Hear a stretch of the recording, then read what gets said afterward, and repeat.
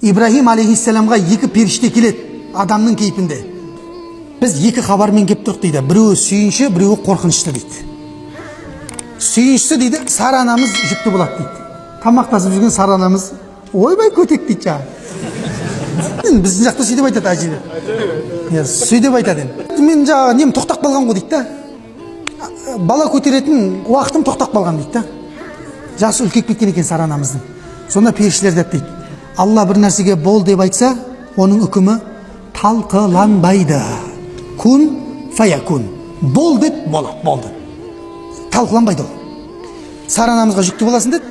Ибрахим пайғамбарға айтты, балаңның атын Исхақ деп қоясың деді. Бұл бірінші хабар. Екінші хабар не? Лұттың қауымына Алладан азап келді деді. Сонда Ибрахим алейхиссалам ауа уайымшыл кісі болған. Ойбай деп жүретін болады ғой жағды сонда кісілер. Ойбай не болады екен деп уайымшыл. Сәл күте тұрмайсыңдар ма деп айтады дейді жаңа періштелерге. Ішінде бір-екі адам болса да иманға келер деп. Өйткені еркек пен еркек болған уже азғында біткен ан жақ. Сонда періштелердің жауабын қараңыздар. Алладан келген үкім не істелінбейді, талқыланбайды, қайтарылмайды дейді. Болды. Ибрахим пайғамбар айтты ғой, кешіктіреміз деп жатыр ма?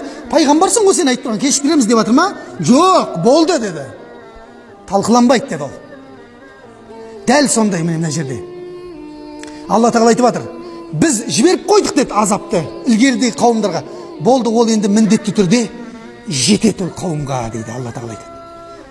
Сонда осы жерде сұрақ туылады енді. Керемет сұрақ туылады. Енді осы сұрақтың бәріне жауап беріп кетіп отырайық та. Керемет сұрақ туылады. Жақсы ал.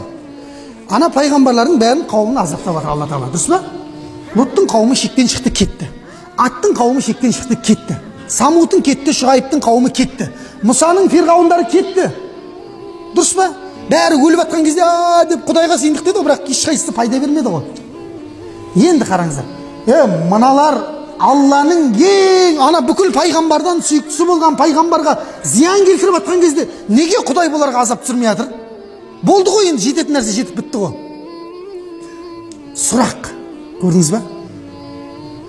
Неге Құдай мына азап қайта-қайта бірінен соң бірін пайғамбарымыз татып жатыр. Неге бұларға енді Құрайшқа, Алла қауымына неге жібермейді азапты? Құдайдың күші жетпей ма не оларға жіберуге?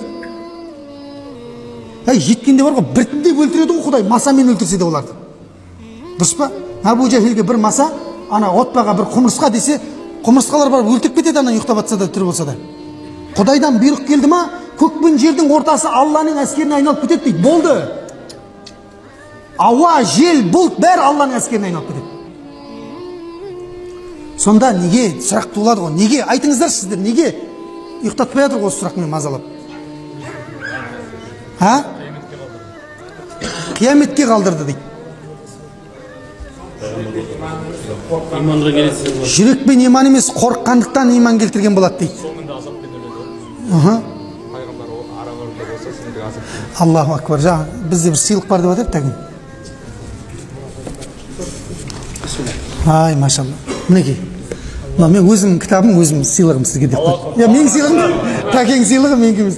Ақшасын тәкең төлеймін. Құтты болсын. Жауабын естіңіздер ғой, Онда айтпаймыз деп қойды. Болды, айтамыз жауабын. Жауабын мұны әдем айтып жатыр. Алла Құранда айтып қойған дейді. Мұхаммед, сен олардың ішінде тірі болған кезіңде біз оларды азаптамаймыз деп айтып қойған дейді Алла тағала. Кімнің құрметі үшін? Саллаллаху алейхи ва саллям құрметі үшін.